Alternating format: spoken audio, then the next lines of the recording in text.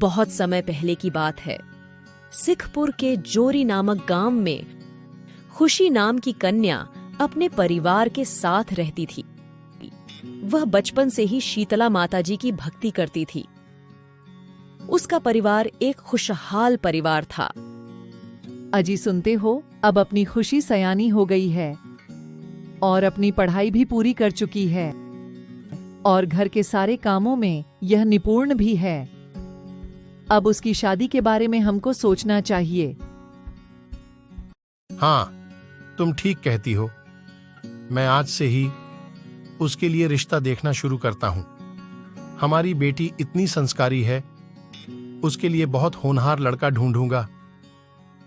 खुशी रोज की तरह सवेरे उठकर सारे काम करके शीतला माता की पूजा करती और उनसे प्रार्थना करती कि उसका विवाह जहां भी हो, माता अपने आशीर्वाद की छाया उस पर सदैव बनाए रखें।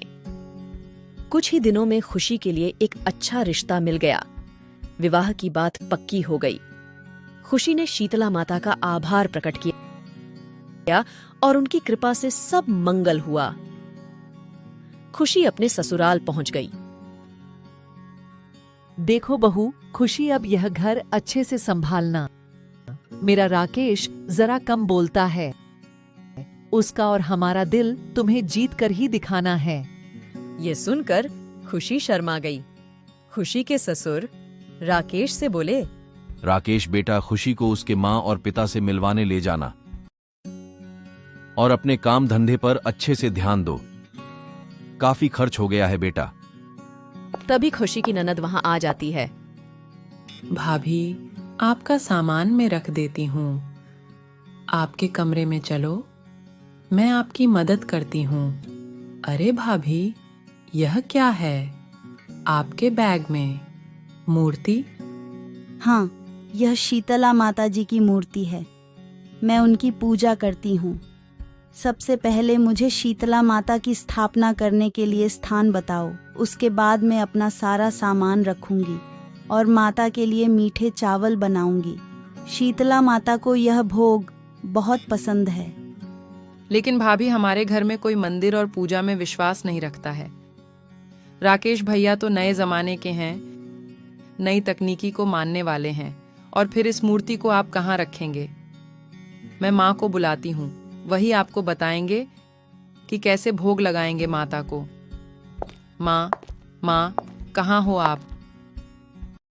खुशी की ननंद ने यह सारी बात अपनी माँ को बता दी। यह मैं क्या सुन रही हूँ? देखो बेटा, अब यह घर तुम्हारा है। इस घर के रीति रिवाज सीखो। अगर यहाँ रहना है तो यहाँ हमारी तरह बनना होगा। हमारे यहाँ मूर्ति पूजा पर विश्वास नहीं करते हैं। ऐसा मत करिए माँ जी। मैं तो जब से होश संभाला है शीतला माता की पूजा अर्चना ही की है। आपके लिए यह भले ही एक मूर्ति है, पर मेरे लिए तो यह सब कुछ है। मैंने कह दिया तो कह दिया, मुझे कुछ नहीं सुनना। माँ जी, शीतला माता आप लोगों को क्षमा कर देगी। आप उनकी महिमा से अनजान हैं, इसलिए आप ऐसा कह रही हैं। भाभी, आप क्यों बात को बढ़ा रही हैं? भैया ने सुन लिया तो बहुत नाराज हो जाएंगे। आप मूर्ति को छुपा दो, भैया आते ही होंगे। खुशी ने डर से शीतला माता की मूर्ति को घर की खिड़की पर रख दिया और मूर्ति पर पर्दा डाल दिया। खुशी की इस बात से माता रुष्ट हो गई। धीरे धीरे समय बीतता गया। खुशी के पति को व्यापार में बहुत बड़ा घाटा हो गया। खुशी ने शीतला माता की पूजा को छोड़कर अपने परिवार की बात मान ली। खुशी की ससुर बोले, न जाने क्या हो गया है, कहीं भी कोई लाभ नहीं हो रहा है। हाँ पिताजी, ना जाने क्या हो गया है। कोई भी हमें उधार नहीं देना चाहता है। बाजार में न जाने क्या हो गया है। हमारे साथ कोई काम नहीं करना चाहता है। राकेश बेटा, मैं देख रही हूँ कि जब से खुशी इस घर में ब्याह कर आई है, कुछ भी ठीक नहीं हो रहा है।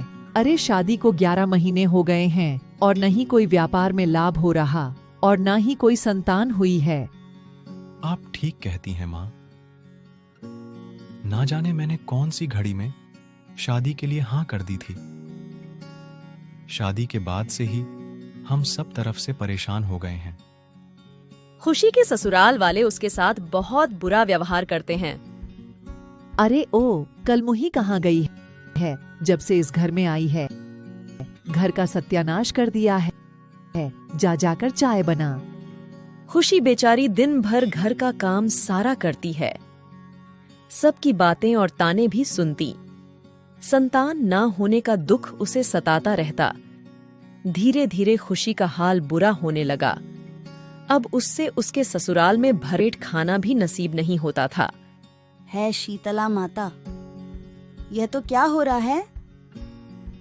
तभी घर के दरवाजे पर एक बूढ़िया आवाज लगाती है। अरे, घर में कोई है क्या? बताइए माँ जी, मैं आपकी क्या सेवा कर सकती हूँ? अरे बेटी, मेरे यहाँ शीतला माता का जागरण है। तुम अपने परिवार सहित वहाँ आ जाना। ठीक है माँ जी, मैं जरूर आऊंगी। अरे कौन सा जागरण? हमें नहीं जाना किसी जागरण वागरण में। और खबरदार, जो तू गई तो मैं आपके कहने पर माता शीतला की पूजा अर्चना छोड़ दी। तभी तो हमारे घर में मंगल नहीं हो रहा है। मैं जागरण में जरूर जाऊंगी और अपनी गलतियों की क्षमा मांगकर माँ को मनाऊंगी। सब ठीक हो जाएगा। खुशी राकेश को भी जागरण में जाने के लिए बोलती है, लेकिन वह नहीं मानता है तो खुद अकेले ही चली जाती है। खुशी जागरण में जाकर माता शीतला से क्षमा याचना करती है और माता की प्रतिमा को बड़ी ध्यान से देखती है। तभी उसे प्रतिमा से आवाज आती सुनाई देती है। खुशी, तुमने मेरी भक्ति छोड़ दी, मुझे भोग लगाना बंद कर दिया और मेरी प्रतिमा का तुमने और तुम्हारे परिवार ने निरादर किया। तुम्हारी परेशानी की यही वजह है। मुझे क्षमा कर दीजिए माँ, मैं आपकी पूजा करूंगी। खुशी जागरण का प्रसाद लेकर घर आई और उसे भोजन में मिला दिया।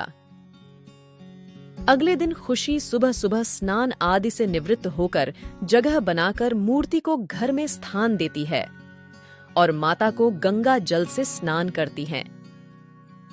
माता को लाल चुनर और फूलों का हार पहनाकर उनकी आराधना करती है और सबके उठने के पूर्व माता को भोग लगाती है।